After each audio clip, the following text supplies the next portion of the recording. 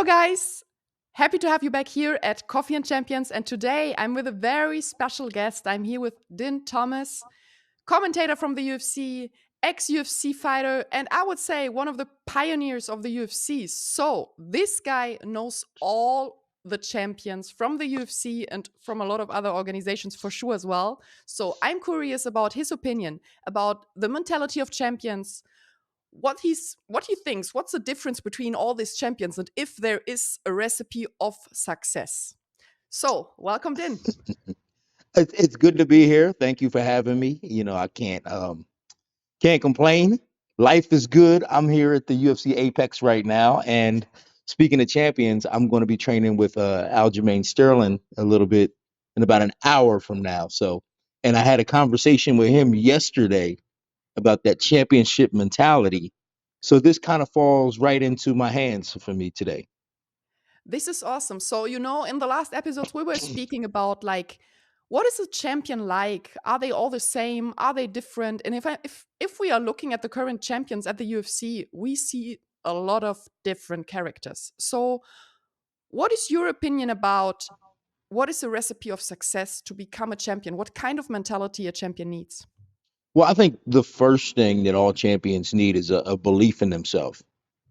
So, regardless of their character and their personality, somewhere underlying underneath all of that is they have a belief in themselves that they can do it. And sometimes it's stronger in others, and sometimes it's less, but there is a belief in themselves that they can do it. And then after that, I think there's a self actualization that I think all champions have in terms of they know what they're good at and they know what they're not good at. And they're very honest, at least to themselves about that. They might not be honest to the world about it. Sometimes the champion be like, I'm good at everything. Anywhere you put me, I'm good. But in reality, they know where their strengths are and where their weaknesses are. And they lean into their strengths more than anybody else. So like they're very realistic about their skill set and they lean into what they deem as strong. And what would you say, like, the biggest difference you saw in champions? For example, in the last episode, we spoke about Chuck Liddell, like Hmm. a party animal. And we spoke about, I don't know, Lyoto Machida, who is like Hmm. so professional and has a lot of discipline and never parties before a fight and all this. What do you think? How much influence this behavior has on being a champion? Well, I think it actually has a lot. I think if you were to try to take Chuck and say, all right, Chuck, cut all that partying out and let's be like Machida and be disciplined, I don't think he'd be the fighter that he was. I think that's part of that self actualization and leaning into their strengths. And part of his strength as a fighter was him being a bit reckless. And his lifestyle is obviously a bit reckless. And Machida was the exact opposite. He was the type of guy. In fact, I heard stories about him where he comes in to practice with a suitcase and his stuff is folded nice and neat and he lays it out. And he's very meticulous about the way he operates in the gym. And he fights that way too, very calculated and it's an extension of his personality. And I think that if there's no right way, but it's just a matter of all those things lining up at the right time. Like a lot has to happen. That's another thing too, in terms of being a champion. You kind of have to have a little bit of luck on your side. You do. I mean, at the end of the day, you do like things, and I don't want to say luck, but there has to be a lot of fortunate circumstances to happen for you to be champion, and that has to do with the division, um, timing of fights, and all that different stuff. But even with all those different external influences, you have to be good enough to take advantage of the situation when it does come. So sometimes everything can be aligned for you, but you're not good enough. And sometimes you're good enough, but you don't get the opportunity. So there's a lot of things that have to be in line in order for you to become champion. And what do you think in terms of like background, family background? I mean, now we have Charles Oliveira fighting against Arman Tsarukyan, and Arman Tsarukyan is coming from a very rich family, so he never had a need to fight. I don't know if you knew this. So then we compare it to Charles, who's coming like, I mean, from the favela. So do you think Hmm. a background is important? Like the people from a bad background, they have more fire inside, or you think it's not a big point? I think it can go both ways because it's perspective. In a general sense, I would say that people from a harder lifestyle should be better in a general sense, right? Because they're used to struggle, and in a fight, it's very struggling. So they're used to struggles and hardship. But if you look at it from a perspective of like Armin Sarukian or people that come from money, they're used to having it all.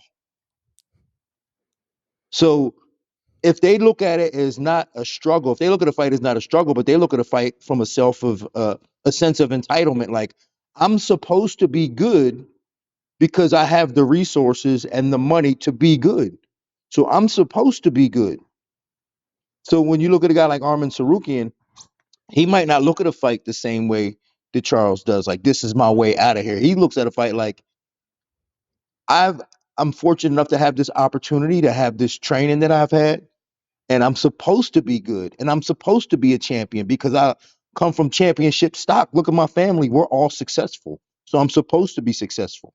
So when you look at it like that, it's all perspective because some other rich people or that come from money, they look at it as like, oh, I'm not fighting. That's for poor people. Right. So um, it's again, it's all a matter of perspective. And you think there is one, like, next to believing in yourself is like all the fighters, they have a big ego, right? I mean, you met all of them. You are a fighter Yeah, by yourself. Like, yeah. There's a and there's a period, and I don't know. It's even if they weren't like this their entire career, there will be a period of selfishness and a bit of narcissism that you will experience with champions. And that might just be part of the territory. It might be part of the ingredients that it takes to be a champion, at least for that moment, because you have to have a sense of I need to do this for me. It's like, but it again, like we can't look at it from a bad perspective.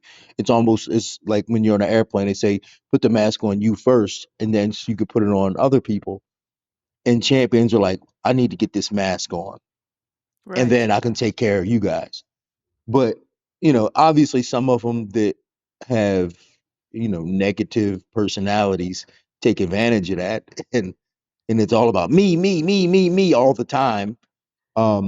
But there is a sense of selfishness that champions have to have because, and again, I was just talking to Aljamain Sterling about this. I don't think you can be a champion today in today's MMA, a champion consistently by training in a big environment. in a big You environment. What are you? What do you mean exactly? like classroom stuff, like Mm. training times at 2 o'clock. We're all showing up for training. We're all on the mat together. We're all learning the same things. I don't think you could be a champion today. You may be able to touch gold once or get kind of close, but I don't think that you can be a champion today with consistency with that level of training. You have to have very specific level of training. And again, another analogy. I'm the analogy king. It's like going to the doctor. You go to the doctor and you just can't take aspirin for everything. Right, You have to have very specific medicine for your very specific problems. And that's the same thing with fighting. It has to be very specific for you if you want to be good and consistent.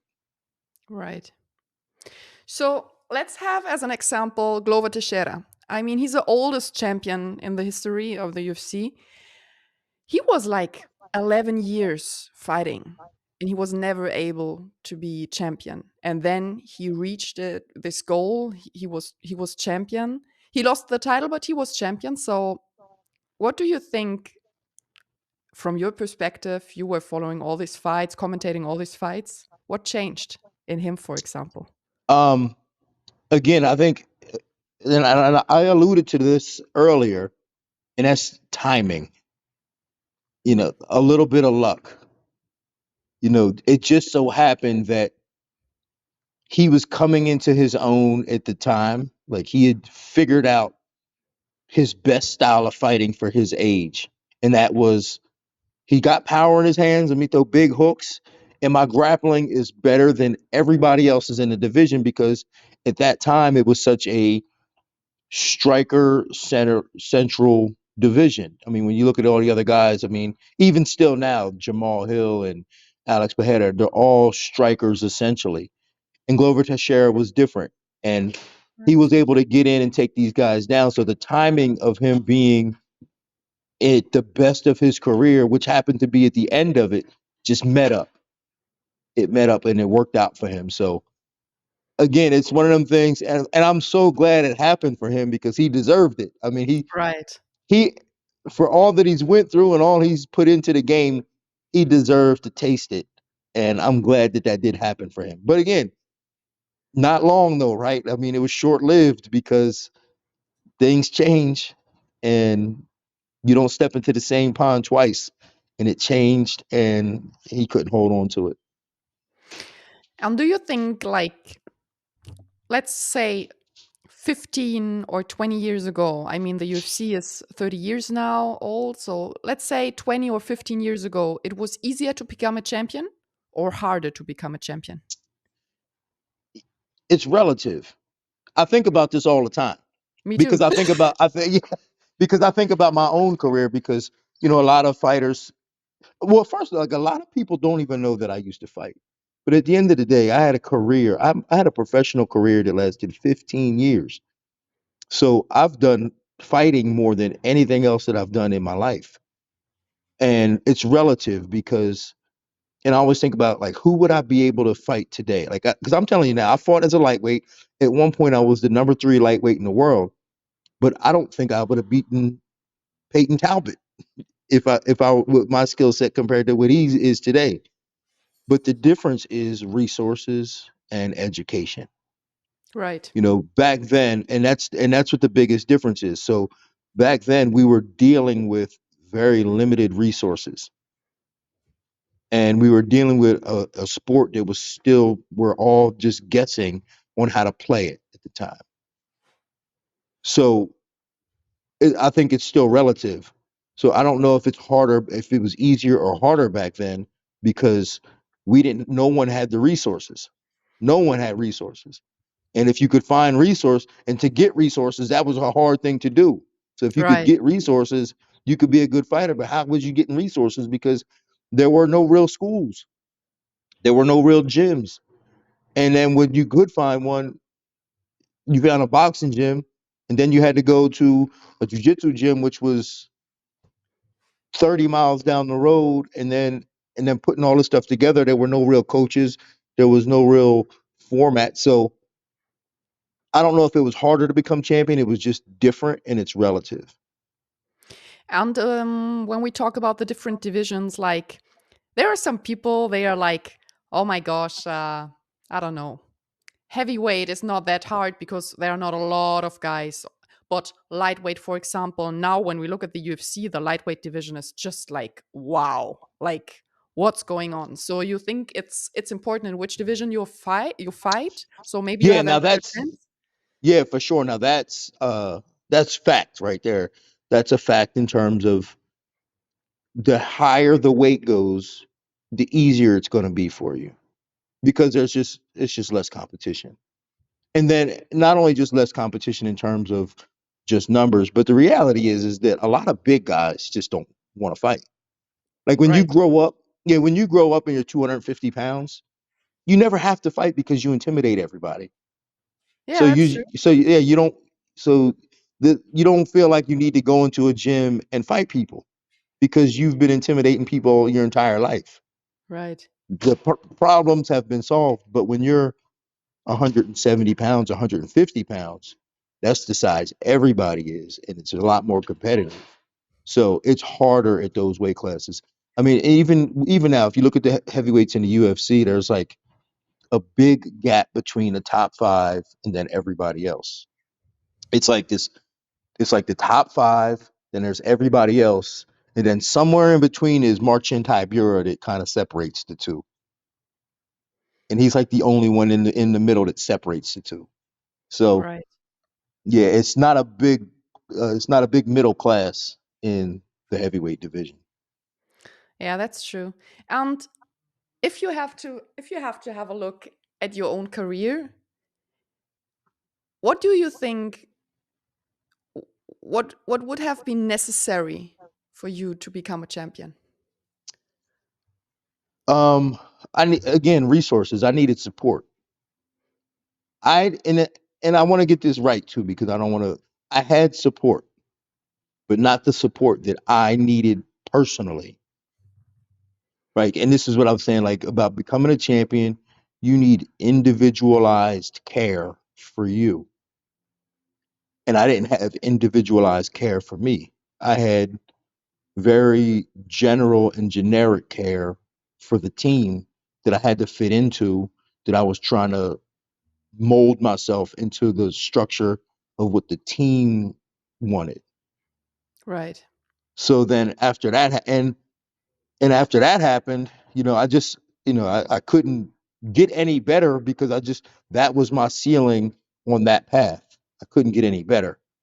Um, and looking back at my career, if I had been on a different team or had and I'm not blaming my team. Don't get that. I don't want to get that twisted, but I'm just saying if I had the different resources or the different minds that could look at my game and say, this is what you need to do for your game to be a better fighter, I could have been a champion.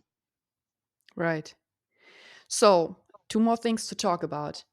Um, One thing I would like to know, like, the problem is always staying a champion, right? Because becoming a champion maybe is possible, but staying a champion, for example, Adesanya, who was champion for such a long time, it's so hard nowadays because there are so many fighters. What does it need to like stay champion for a longer time? It's one, you have to be disciplined, and that's Right? probably the hardest part because and I saw this with Tyron Woodley. As soon as he became champion, his life changed drastically. He no longer was able to be himself and to call his own shots like he thought he would. Like he thought becoming champion, he'd be able to call his own shots. But what it did was it increased his obligations to where he now could not call his own shots. He could not say when he needed to train. He had to just train when it fit into the schedule of what everybody else wanted him to do. So you have to be extremely disciplined. And I got to give a lot of credit to George St. Pierre because he seemed like he might have been the one person that was able to handle it the best. And I think it's just because like you could tell he probably never cared about being famous or anything like that more so than being a good martial artist. So one, to be a long-standing champion is discipline, and then two, there has to be an evolution about your game. You have to continue to be a student because as champion, what got you to the dance is not going to keep you at the dance. You have to continue to be a student and continue to add on to your game because everybody's trying to figure you out. And if you continue to be the same fighter that you were, they're going to figure you out quickly. And again, like when we talk about Glover Teixeira, his skill set was very specific. And all it took was for his next fight to figure that out and go, if I can just avoid getting finished on the ground, I can win this fight. And Jamal Hill was able to do that. Now, and again, like Glover was a bit older, so it was very difficult for a guy in their 40s to evolve as a fighter. So, but again, he tasted it. He's a world champ, a Hall of Famer. But to be a long-standing champion, which is why I think Sean O'Malley, Ilya Taporia have a huge advantage over everybody else, is they're still in their 20s. They still have so much learning to do as a fighter. So just when you think you figured Sean O'Malley out, he's going to add different things to his game, and he's going to be more difficult to figure out as he goes on. Now, when you're in your 30s, it's hard to add those different things to your game. So I think discipline and remaining a student so that you evolve constantly will keep you a champion. So you felt like in his last fight, for example, Sean O'Malley showed a different side of him as well, right? Like Yeah, I evolving. think. I Yeah. mean, he was doing a lot of the same stuff. Like none of that necessarily changed, but he just did it at such a better level. Like it was just better. And when you talk about the fight between him and Marab, like if you asked me 2 years ago who would win between him and Marab, it'd be easy Marab. Even last year, easy Marab. But looking at the way Sean O'Malley is moving his feet now, like it's almost a different skill set because he moves his feet so much better now that I think he gives Marab a lot of problems. I think it's not going to be that easy for Marab to just walk him down, get in there, and get the takedown and maul him. So I think that Sean O'Malley gives Marab a lot of problems. I think he gives everybody a lot of problems just because of the way he's moving. Okay, last question. How much does getting knocked out affect your career to become a champion? Well, you see, and that comes down to each person and their personality. Some guys, they get knocked out and they're not the same. They're never the same again. And I think that happens when. So here's the thing: when you're a different type of fighter, there are different type of fighters. Some of them are really good athletes. Some of them are good competitors. Some of them want to be famous, and that's the reason why they're doing it. Some of them are artists, or as my good friend Sal from Sweden calls them, magicians. You know, and but at the end of the day, like when you are a fighter's fighter, Dustin Poirier, Robbie Lawler, these guys, getting knocked out is not the worst thing in the world. You're like, that's part of the process. Let's let's go back and let's go out there and do it again. So these guys, it doesn't affect them as much. But when you are, I would probably say an athlete, like just like you're an athlete and you're good at fighting, and you get knocked out. That's kind of like a huge blow to your ego, and that Right. affects you. That affects you. That questions whether you want to do this again. That you start to doubt yourself more. So I think it comes down to how much, and to be cliche here, how much dog you have in you. Like if you are a dog, getting knocked out is not the end of the world. That's like, hey, I live by the sword, I die by the sword. But you also have to be careful with that mentality, because if you allow that mentality to be the forefront of your mindset, you're not going to be a great fighter because you're going to be willing to get knocked out all the time. So you kind of have to be careful with having that I live by the sword, die by the sword mentality. Right.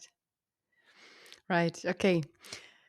Then thank you so much for your time. I really appreciate it. When are you back in Germany? Most important question.